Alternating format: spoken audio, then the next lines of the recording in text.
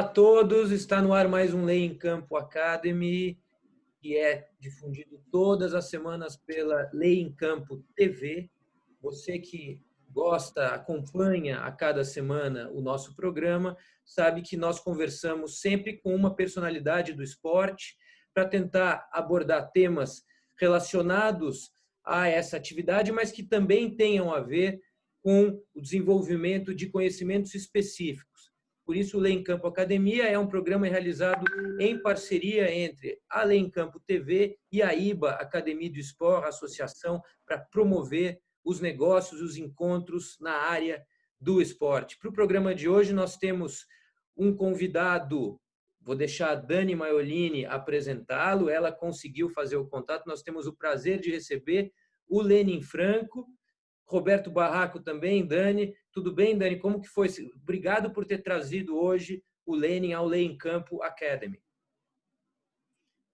Eu acho que eu vou deixar o Lênin se apresentar, porque eu não faria jus a tudo que ele tem para dividir, e acho que parte da apresentação dele já encaminha muito onde a gente quer levar o programa. Eu vou fazer um passo atrás aqui para dizer por que a gente traz o Lênin. Isso eu posso fazer com propriedade. Eu sou uma pessoa que acompanha o trabalho dele antes mesmo de ter tido o privilégio, acho que eu posso dizer assim, né, Lênin, de fazer um contato um pouco mais próximo, e hoje eu considero ele um dos queridos amigos que o direito desportivo e o mercado do esporte me trouxe.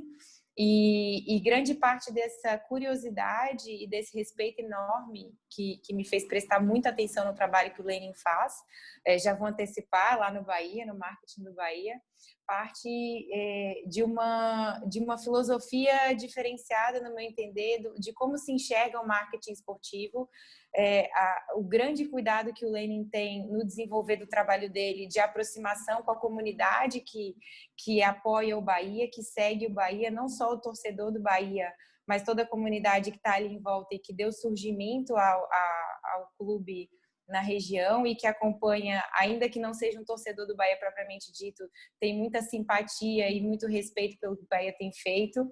Essa aproximação com causas sociais que são afetas ao futebol e que às vezes tangenciam o jogo propriamente dito, e muita gente tem uma dificuldade ou às vezes até um receio de colocar a mão ali nesse pote de aproximar o futebol, o jogo, de dentro das quatro linhas, com questões afetas ao que a gente tem aí em todo o nosso caldo social. E o Lênin faz isso de uma forma, o Lênin e a equipe, né, para ser justa com ele, de uma forma muito inteligente, muito sensível, no meu entender. Então, acho que trazer ele para o Lei em Campo é de grande ganho para que a gente entenda como começou esse trabalho, o que ele tem se proposto a fazer, qual que é o objetivo disso que vem sendo desenvolvido e aonde é que eles estão pretendendo chegar nos próximos anos. Então, acho que é com esse disclaimer que a gente inicia o Lei em Campo. E aí eu vou pedir para o Lênin, por favor, para já começar, antes do primeiro, Beto vai dar o alô dele, mas eu vou pedir para o Lênin dar as considerações iniciais dele, se apresentando e contando um pouco dessa apresentação já misturada com a história do Bahia e a trajetória dele lá no clube. Bom dia. Então, a palavra, a gente deixa as saudações ao nosso amigo Roberto Barraco e passa a palavra, então, ao Lênin Franco, que é o gerente de marketing e negócios do Esporte Clube Bahia. Agora você vai explicar como que você chegou até lá, Lênin. Bem-vindo. Obrigado, pessoal. Mais uma vez aí agradecer o convite, agradecer a Dani. Futebol, as pessoas que estão de fora têm um hábito muito de dizer, futebol meio ruim, futebol meio sujo, enfim, tem as piores referências, né? Quem está de fora. Mas futebol tem uma coisa muito boa, porque as pessoas que são boas se conhecem, se aproximam e fazem com que isso se multiplique. Então, futebol, assim como qualquer meio, tem gente boa, tem gente ruim, mas eu, graças a Deus, tenho conhecido pessoas espetaculares do mundo do futebol, e Dani é uma delas, e todo mundo com um pensamento único, né, de fazer o futebol brasileiro profissionalizar e melhorar. Queria agradecer já também aí Roberto, Jean, enfim, estou aqui à disposição. A minha trajetória no Bahia, na realidade, ela vem muito de berço, né? Eu sou torcedor do Bahia desde que nasci. Meu pai, o Bahia é campeão brasileiro nos anos 80, né? Em 88. E em 89, meu pai, junto com alguns amigos, montou o primeiro grupo de oposição com o clube que tinha acabado de ser campeão brasileiro. E a reivindicação desse grupo era pela democratização, que o Bahia tinha um sistema eleitoral que só foi modificado em 2013, mas é um sistema eleitoral que é quase majoritário no Brasil até hoje, em que quem elege o presidente são os conselheiros, então são votos indiretos, e já em 88 eles brigavam por uma eleição que fosse direta, em que o sócio pudesse escolher quem dirigia o clube. Então, desde criança, eu sempre convivi com esse mundo da luta pela democracia dentro do clube e fora do clube, porque meu pai foi um professor de história, história do Brasil, inclusive, e que a vida toda lutou contra a ditadura, enfim, na vida pessoal.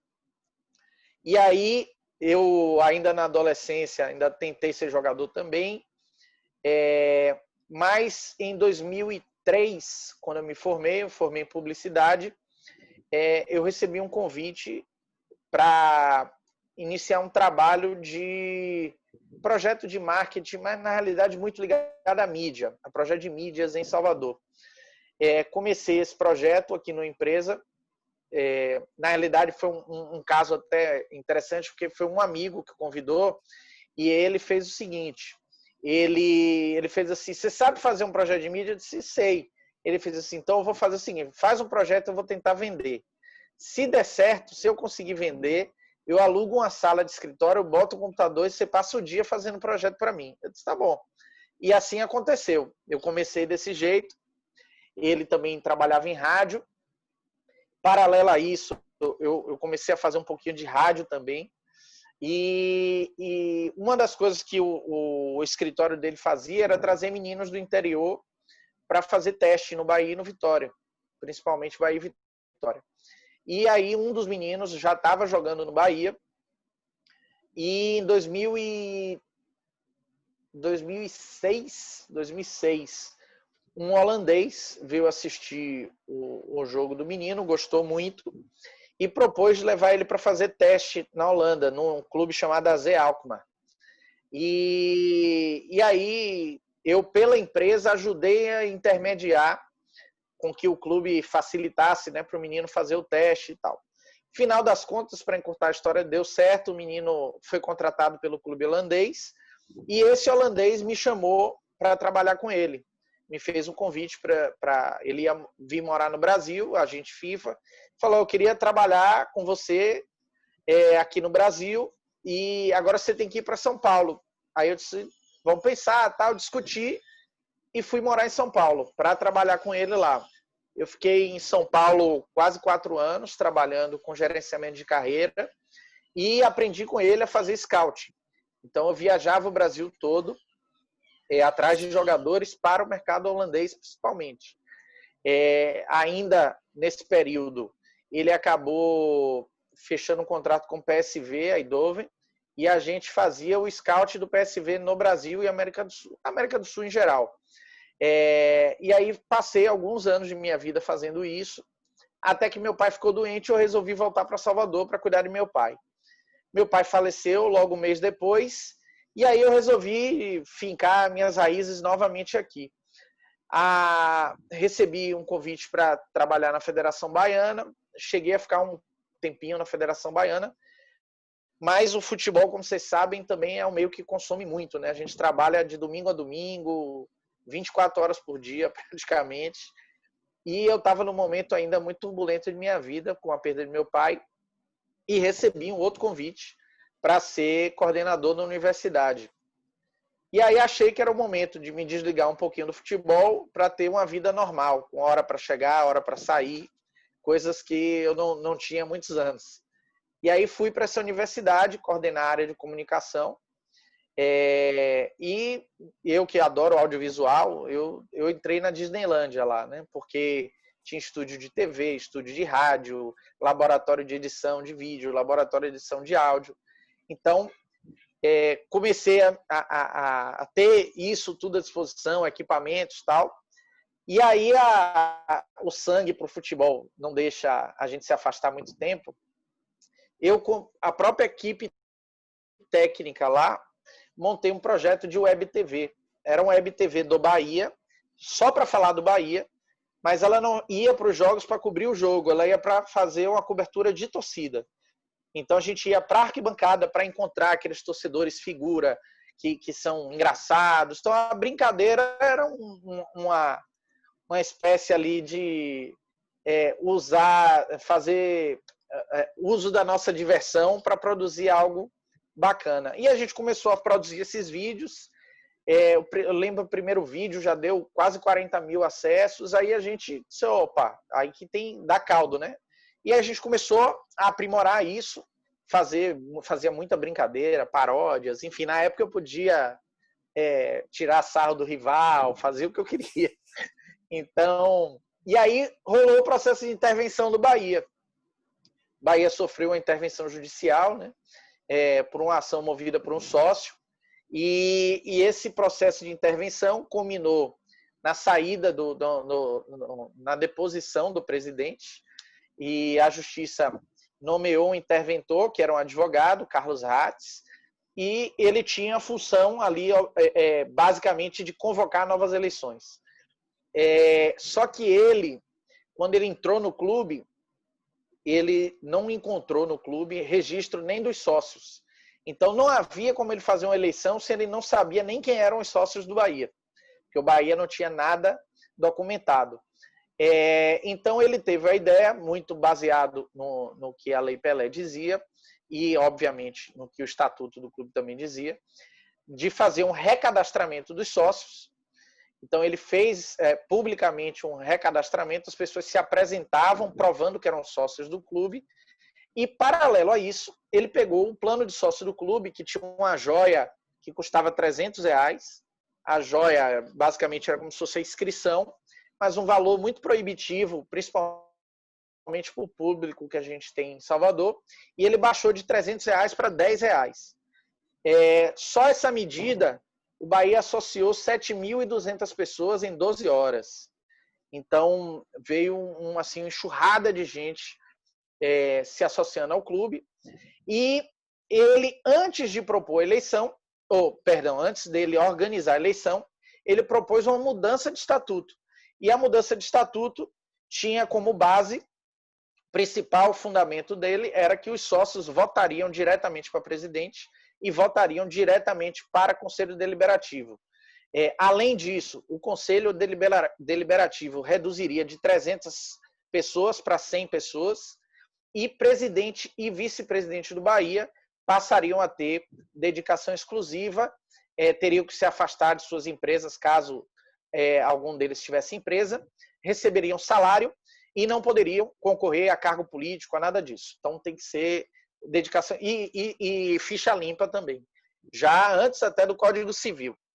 E aí, com essa mudança do estatuto, eu ali fazendo o projeto da TV, eu fazia a cobertura do dia a dia, né, assembleias, tal, de maneira independente. Aí rolou todo o processo, mudança do estatuto, eleição, foi eleito o presidente Fernando Schmidt no dia 7 de setembro de 2013. Então, 7 de setembro virou a independência do Bahia também, por coincidência. E ali, por volta do dia 20 de setembro, eu recebi o convite para ir lá, bater um papo. E aí, na conversa, o pessoal me chamou para assumir o marketing, a princípio só o marketing do Bahia. Eu acabei ali, foi quase que um chamado, não era nenhuma proposta de trabalho, até porque na entrevista meu ex-chefe disse assim, não sei quando vou te pagar, nem quanto vou te pagar, é para vir no amor agora.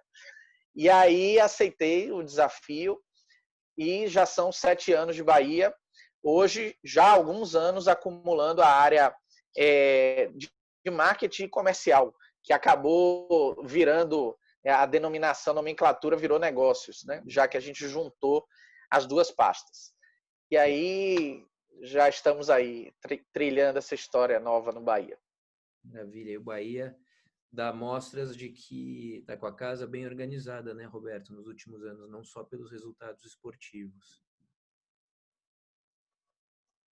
É bem isso, e é super interessante ouvir a história do Lenin ao vivo e pela primeira vez ouvindo dele, que é uma história que eu sempre tive muita curiosidade, porque é um dos exemplos que a gente tem no futebol brasileiro que acaba virando uma lenda e quase um mito pro pessoal que não acompanha tanto o dia a dia da área de negócio e da área de marketing. E posso até já fazer uma primeira pergunta, que acho que é a minha maior curiosidade de como que... Vou até tentar pensar em como fazer essa pergunta de uma maneira um pouquinho lógica, porque está mais no sentimento do que na lógica.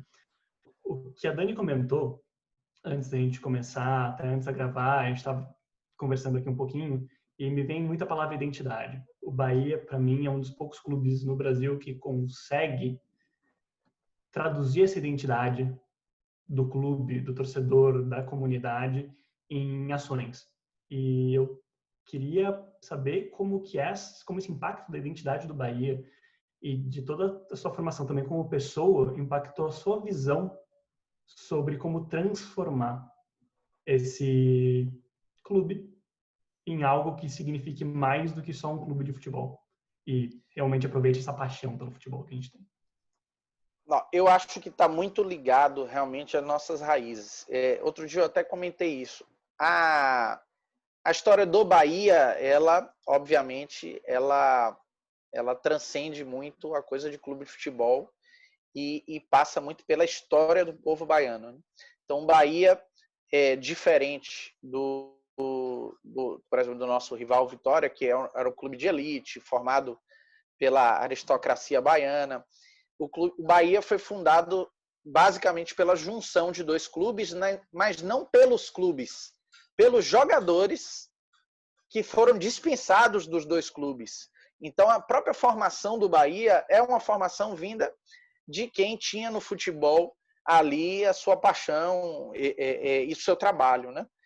De alguma maneira, porque obviamente na década de 30 ninguém vivia de futebol. Mas, e paralelo à própria história do clube, de tudo isso que eu falei, da luta pela democracia, e que foi muito grande, a gente tem literatura sobre isso, sobre a luta democrática do Bahia, a gente tem diversas personalidades envolvidas, gente, vamos dizer assim, de grande importância, às vezes, cultural ou literária envolvida nessa luta.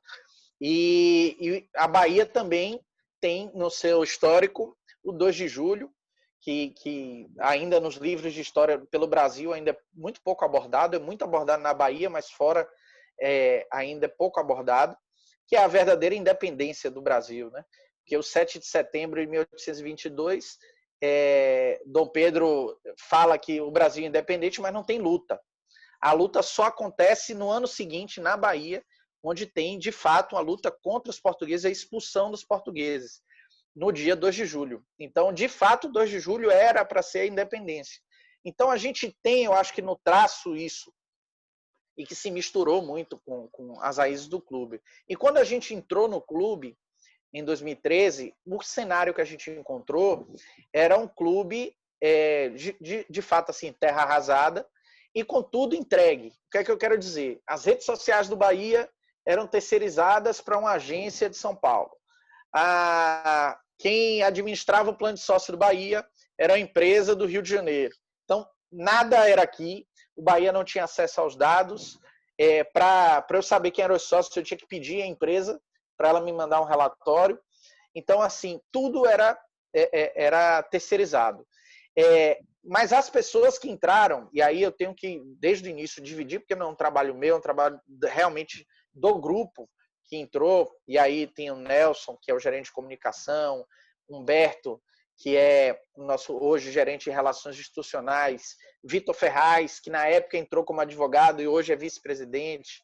Então, todo mundo tinha ali, além do seu lado profissional, o lado torcedor, que enxergava quais eram os erros, né? Mesmo estando de fora, era muito fácil enxergar os erros da gestão. Então, a primeira coisa que a gente fez foi, a gente tem que mudar o jeito de falar com o torcedor. Então, desde a linguagem. E aí tem coisas muito simbólicas. Por exemplo, a gente começou a usar as gírias baianas nos textos. Primeiro que a gente rompeu todos os contratos, assumiu tudo, internalizou tudo e começou uma vida de maluco, assim, era 24 horas respondendo o torcedor, 2 horas da manhã, 3 da manhã. Então, o fato de responder já era o primeiro sinal que o torcedor começou a se sentir ouvido. O segundo era falar do jeito que o torcedor fala. Então, o Bahia não faz gol, o Bahia broca. O Bahia não tem man of the match, o Bahia tem o barril dobrado do jogo. Então, a gente mudou o jeito de conversar para falar a língua do torcedor. E isso foi trazendo o torcedor para perto. Bahia, em 2013, em setembro, tinha 232 mil seguidores do Facebook. Em setembro de 2014, um ano exatamente depois, a gente já tinha 1 milhão. Então, assim, eu lembro na época, até o pessoal do Fluminense do Rio veio conversar com a gente, porque eles queriam entender, porque quando eles iam mapeando todos os clubes do Brasil, o Bahia era assim, o gráfico, e eles queriam entender o que estava acontecendo. E aí foi basicamente uma mudança, literalmente, do jeito de falar e da gente assumir, porque o conteúdo é nosso, então não tem por que eu terceirizar esse conteúdo. Então a gente começou dessa maneira. Paralelo, a gente foi trazendo já aí para o estádio, porque a gente também tinha um elemento Fonte Nova, em que afastou o torcedor, mas não uma coisa da Fonte Nova, acho que as arenas, né, afastaram o torcedor mais baixa renda, mais desprivilegiado, e a gente precisava trazer essa turma para perto. Então, a gente começou simbolicamente mudando ícones ou símbolos, signos que estavam adotados nas arenas modernas. Então, as arenas passaram a adotar os pontos cardeais, como localização norte, sul, leste, oeste. Até quem estudou muito tem dificuldade, às vezes, de entender, imagine quem não estudou. Então, a gente mudou isso e aí foi trazendo coisas da antiga Fonte Nova, né? A gente tinha aqui o gol da ladeira, o gol do dique, que era mais fácil para as pessoas se localizarem. A arquibancada deixou de ser norte superior, norte inferior, passou a ser cadeira. Então, tudo virou cadeira. E aí virou cadeira, cadeira especial e lounge. Porque o lounge foi um nome que pegou, principalmente para o público que frequenta o lounge. Mas o restante do estádio a gente foi simplificando. Então, Bahia tinha uma rede na antiga Fonte Nova, que era a rede véu de noiva, que é aquela rede que ela faz assim, uma barriga dentro do gol, que quando a bola bate, ela não estufa, ela abraça a bola, né? Então, até isso era uma coisa que o torcedor sentia falta, porque aí virou essa rede moderna, quadrada. Aí a gente, não, vamos resgatar o véu de noiva. Aí pedimos para mudar a rede do estádio, para ter o véu de noiva de novo. Então, assim, a gente foi trazendo essa nostalgia, obviamente sem perder a modernidade, mas fazendo com que a identificação do torcedor começasse a existir de novo também pelo equipamento. E aí, unindo várias situações dessa mudança no plano de sócio, mudança na forma de tratar o torcedor, a gente montou uma central de atendimento que não existia, então o torcedor podia ir lá, coisa que ele não tinha com quem conversar. Aí o torcedor mais velho, que a torcida do Bahia é percentualmente mais velha, o cara, ele empolgado de ele estar ali no clube. Enfim, e aí a gente foi construindo aos poucos. Foi muito trocar o pneu com o carro andando, mas muito certo do que a gente queria. É porque não dava para parar o clube. Então a gente tinha que fazer com ele andando, mas a gente sempre teve muito claro assim o que a gente precisava fazer, que era aproximar de fato o torcedor da instituição, porque ele se sentia relegado e a gente precisava trazer ele de volta. E aí a gente foi aos pouquinhos, e aí tem sido uma construção nesses 7 anos aí do período democrático, que a gente fala que é a refundação do Bahia, ano a ano, a gente evoluindo em cada setor do clube.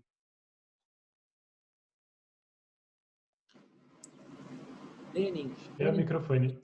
hoje a questão da concorrência. Você diz, o Bahia de 7 anos para cá efetivamente se remodelou, se reformulou graças ao trabalho de profissionais com conhecimentos aplicados para que esse crescimento, para que essa refundação acontecesse. Você acha que no cenário atual do futebol brasileiro, não estou nem falando das outras grandes ligas mundiais, é possível um clube se estabelecer na primeira divisão, como o Bahia tem se estabelecido, sem ter um apoio de profissionais qualificados e especializados, como você? Não, não acho que é possível. Eu acho que o Brasil tem um fenômeno um pouco diferente do que acontece lá fora. O que é que eu quero dizer? A profissionalização lá fora, ela ocorreu de cima para baixo na pirâmide. Os grandes clubes começaram a ter nas suas presidências, CEOs, todos profissionais e foram montando as suas equipes. No Brasil, o sentido foi inverso. No Brasil, os clubes estão se profissionalizando de baixo para cima. Então, quando você chega nos cargos gerenciais, nos cargos em setores financeiro, jurídico, marketing, você já tem profissionais da área. Só quando você vai subindo para os cargos de direção ou cargos de presidência, você tem amadores no processo. Então, a gente está começando a construir a pirâmide literalmente de baixo para cima, do jeito que deveria ser construída. Que ninguém começa uma casa pelo telhado. Então, tem sido feito dessa forma, e aí eu acho que é por isso que a gente está chegando hoje no nível de ter já presidentes profissionais. Não profissionais da bola, mas profissionais na administração, na gestão. Então, Guilherme, para mim, é o maior exemplo de todos, que é o presidente do Bahia, que é um cara que tem suas empresas e traz, também já foi secretário da prefeitura aqui, ele traz com ele uma bagagem de gestão grande, aplicando no clube. Você tem o Marcelo Paes no Fortaleza, também tem o mesmo perfil. Você tem um novo presidente do Cruzeiro, que eu não conheço ainda pessoalmente, mas mostra que tem um perfil também mais de gestão profissional. Enfim, isso está começando a disseminar. E aí tem também um fato de uma mudança de geração. Então, a gente começa aqueles presidentes que vivem do poder do clube lá desde os anos 80, estão envelhecendo, né? Eles estão, pela lei natural da vida, estão perdendo força. Então, vem surgindo aí uma geração de novos gestores e presidentes. Por exemplo, Marcelo Paes do Fortaleza tem minha idade, tem 38 anos. Guilherme tem 42. Antes de Guilherme, o presidente do Bahia, Marcelo, tem 37.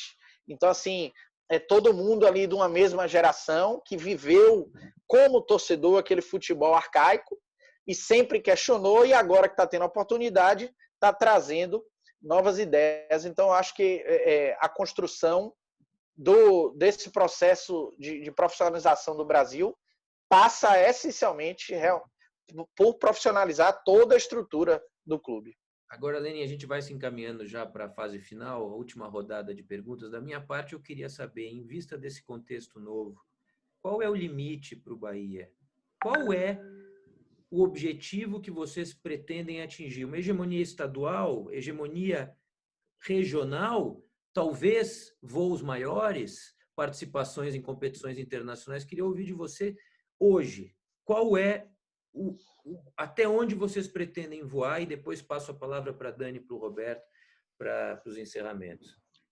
Eu acho que a gente não pode trabalhar com um simples objetivo, né? Porque quando você atingir, você fica sem. Então, o que a gente começou precisamos estruturar o clube e o clube ser saudável financeiramente, administrativamente. A gente já começou a caminhar. É ainda um processo longo, porque a gente ainda tem muita dívida do passado pagando. Então, só vai, de fato, quando a gente zerar essas dívidas. Em termos, vamos dizer assim, desportivos, a gente precisa, e é uma coisa que a gente almeja muito, voltar a jogar Libertadores. A última vez que o Bahia jogou Libertadores foi em 89. A gente vem nos últimos 3 anos aí beliscando. Teve um ano que a gente ficou por 1 ponto, teve um ano que ficou por 3. Então está muito perto assim da gente chegar. Então a gente quer voltar. A gente pensa principalmente nos campeonatos como Copa do Brasil ou Sul-Americana, que hoje a gente está jogando, conseguir conquistar um título como esse é mais possível num campeonato do que de pontos corridos, porque o de pontos corridos vira um campeonato de receita, né? O clube mais rico é normalmente quem chega, então a gente tem que ser realista. Então, na parte desportiva, com certeza, conquistar títulos nacionais e internacionais, voltar a conquistar. Eu acho que o Campeonato Baiano, por exemplo, vai virar o que já foi esse ano para a gente. Uma oportunidade de revelar jogador. A gente jogou o Campeonato Baiano com o Sub-23. Desse time Sub-23, a gente já realizou algumas vendas, inclusive. Então, já gerou receita, já pagou o projeto todo com uma única venda. Então, acho que essa é uma grande oportunidade. E Copa do Nordeste, que para a gente tem grande importância, porque ela, além de gerar receita, a Copa do Nordeste traz para a gente uma oportunidade de encurtar o caminho na Copa do Brasil. Porque o campeão da Copa do Nordeste, ele entra nas oitavas de final da Copa do Brasil no ano seguinte. Então, é uma chance de você encurtar bem, né, esse caminho. Então, desportivamente, eu acho que esses são, vamos dizer, os objetivos mais a curto prazo que a gente alcança, que a gente busca alcançar. Mas, obviamente, a ideia é ano a ano crescer aí e o céu é o limite. Dani. Sensacional. Eu queria abordar, voltar um pouco na pegada que o Beto trouxe antes. O futebol, ele traz com ele um estereótipo de ser um ambiente excludente, né? Historicamente excludente. E nos últimos anos, bem recentemente, vou dizer, a gente tem tido a oportunidade de perceber que, na verdade, o futebol é muito mais diverso e pode ser muito mais diverso do que a gente teve acostumado a acompanhar. Então, os estádios estão mais diversos, os torcedores estão mais diversos, os conteúdos estão mais diversos. E isso atrai também uma necessidade de que os clubes, caso queiram permanecer em diálogo com esses torcedores, em diálogo com essa nova massa que acompanha os clubes, precisem se atualizar, né? Porque também, essencialmente, historicamente, foram ambientes muito excludentes. E o Bahia é um grande exemplo de atualização e de absorção de toda essa diversidade que se mostra no universo exterior aos clubes internamente. E aí eu queria saber, aproveitando um pouco do que você disse, eventualmente dificuldades. Eu sei que o Bahia não enfrenta hoje essa dificuldade, mas muitos clubes enfrentam no sentido de terem altos cargos não profissionais. E eu queria entender como é o processo interno do Bahia, que abraça causas que muitas vezes os clubes têm receio de abraçar, porque são causas que vistas como espinhosas, causas que trazem um certo tipo de controvérsia, e eu percebo que o marketing e a estratégia de comunicação do Bahia tem muita liberdade e muita força, é uma comunicação empoderada no sentido de optar por abordar essas pautas, optar por se posicionar em relação a essas pautas e enfrentar qualquer tipo de crítica que possa vir disso. E eu queria entender se isso, como isso funciona internamente, se isso é uma decisão institucional que passa pela presidência, se o departamento de marketing tem uma autonomia para fazer esse tipo de posicionamento, como é que é essa construção? E queria entender se parte disso depende dessa profissionalização também, se você vê essa relação. Eu acho que o principal é você ter na liderança alguém que dê essa autonomia. E a gente hoje tem. Então, o Guilherme, o presidente, quando ele entrou no clube, a primeira coisa que ele demandou da gente era que a gente criasse um núcleo de ações afirmativas. Porque ele já entendia que o Bahia precisava. E aí, obviamente, a gente que já estava no clube, era uma demanda nossa, que a gente queria muito fazer, e foi literalmente juntar a fome com a vontade de comer. Aí, esse núcleo de ações afirmativas é formado por pessoas dentro do clube e pessoas dos movimentos sociais. A gente tem Nelson e Thiago, que são os coordenadores internos, e eles dialogam com os movimentos. Então, nessas reuniões são levantadas as pautas. Depois da pauta escolhida, vem para o clube e aí no departamento de marketing a gente desenha toda a ação. No começo, a gente começou, de fato, com ações publicitárias, né? O que é que eu quero dizer? Colocar o nome, por exemplo, Novembro Negro, a gente colocou o nome de personalidades negras na camisa de jogo, fazendo homenagem a elas, para lembrar a história de cada um. Depois a gente fez campanha contra a homofobia, enfim, a gente foi realizando várias, mas que terminava na campanha. E aí as campanhas começaram a ganhar muita força e a gente começou a entender que a campanha precisava ter um desdobramento. Então, hoje, qualquer campanha que a gente pensa tem que ter a campanha, mas tem que ter uma entrega também. Depois a gente tem que devolver à sociedade de alguma forma. Então, o que é que a gente começou a fazer? O exemplo emblemático foi a campanha do Dia dos Pais do ano passado, que foi uma campanha pelo reconhecimento de paternidade. Então, a loja do Bahia virou um ponto de atendimento para pessoas que queriam realizar exame de DNA gratuito. E então, além da campanha, a gente começou, de fato, a ceder nossa estrutura para realizar os exames de DNA. Então, virou entrega social. A camisa manchada de óleo, que repercutiu muito. As camisas a gente não vendeu, a gente leiloou e pegou 100% do dinheiro e doou para o grupo de voluntários que estava fazendo a limpeza das praias. Agora, mais recentemente, a gente fez uma camisa com a logomarca do SUS e todo o royalty recolhido vai ser destinado às unidades do SUS da Bahia. Enfim, então a gente começou a fazer esse desdobramento. A gente, como você falou, tem um enfrentamento ainda de parte de torcedores mais reacionários, que entendem que clube de futebol só é para fazer futebol. Mas eu acho que aquela frase do não é só futebol, que virou um bordão, ela é muito mais do que só uma frase. Ela, de fato, é o sentimento que nos leva dentro do clube. Primeiro, porque a razão do clube existir é o torcedor. E se o torcedor é preto, branco, homem, mulher, se ele é trans, enfim, ele é torcedor do clube, ele tem que estar fazendo parte da vida do clube. E aí a gente busca, de alguma maneira, atender todas essas demandas e fazer do clube vamos dizer assim, um canhão de comunicação para que essas pessoas que não têm tanta oportunidade de falar, falem através do clube. Maravilha, Lenin. Roberto, alguma última consideração? Chegando ao final. Por mim, eu morava nessa reunião. Não é? Para parafrasear o Nelson Rodrigues, né? No futebol, o pior cego é o que só vê a bola. Exatamente.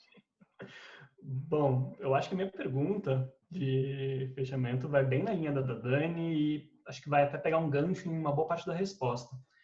Essa preocupação que eu vejo em você, que eu vejo no Bahia, de manter essa identidade, de ter esse entusiasmo com essa prática de liberdade que vocês têm nas ações que vocês fazem. E mais do que isso, essa ideia até de transgressão dentro da identidade, que eu acho sensacional. A minha pergunta fica mais na linha de como você vê e como você também em Bahia vê de como passar essa mensagem do que vocês viveram na pele, na prática, para a próxima geração, que vai pegar o bonde andando e as coisas já um pouquinho mais... Eu acho que a gente está fazendo um trabalho de fato de criar uma identidade. O Bahia tinha uma identidade comum a todo clube, ou até muito a Bahia, né? A gente, por ter o mesmo nome, as cores, carrega um pouco da simbologia do estado, vamos dizer assim, do povo alegre, receptivo, só que a gente precisava ir além disso. E a gente está conseguindo. A gente não tem como garantir que novas gestões façam o mesmo trabalho, mas eu acho que o trabalho que a gente está fazendo já está gerando na torcida uma coisa de que quem vier depois vai ter que fazer. Não vai poder abrir mão de fazer. Então, eu acho que isso é a semente que a gente está plantando. É que os novos gestores, as novas gerações entendam que esse conteúdo social tem que fazer parte do DNA do Bahia. O Bahia está atingindo vamos dizer assim, um caminho que como só ele está fazendo com muita força, não é que só o Bahia faça, acho que vários clubes fazem, mas fazem pontualmente. A gente hoje consegue fazer de maneira estruturada e com recorrência. Então, isso nos ajuda, obviamente, a ganhar um destaque. Então, à medida que a gente tem esse destaque, a gente tem que tentar nadar nesse oceano. E aí, esse nado pode trazer várias consequências positivas ao Bahia, como crescimento de torcida, crescimento de fãs, não só de torcida, como impacto no mundo comercial, porque grandes empresas gostam de se aliar a marcas que são posicionadas socialmente. Então, acho que a gente tem muito fruto para colher através desse trabalho. A gente não sabe quanto tempo, né? Porque gestão de futebol são gestões curtas. Eu estou milagrosamente há 7 anos, mas já estou no 3º presidente. Mas no futebol não é muito comum isso. Então, existem muitas trocas. Mas a gente acha que esse é um caminho que o Bahia tem que abraçar mesmo como o clube que é progressista, vou usar esse termo, que as pessoas misturam com política partidária, mas é progressista no sentido de transgredir esse medo que os clubes de futebol têm de tocar em determinados assuntos. Maravilha, esse foi o Lei em Campo Academy de hoje, com o nosso convidado Lênin Franco, que é o gerente de marketing e negócios do Esporte Clube Bahia. Muito obrigado, Lênin. Volte outras vezes, a gente pode continuar muito mais e desenvolver ainda mais a conversa. Obrigado, Dani, obrigado, Roberto. Nos vemos na próxima. Obrigado também a você que assiste o Lei em Campo Academy, que gosta do programa e que toda semana, às quartas-feiras, às 5 da tarde, acompanha o nosso programa. Até a próxima semana. Se cuidem. E, Lênin, Bahia, Libertadores da América. Então, vamos deixar anotado aqui. Objetivo para 2021 Vamos lá. é Libertadores. Fé em Deus. Tchau, tchau. BBMP, hein? Bora Bahia. Tchau, tchau.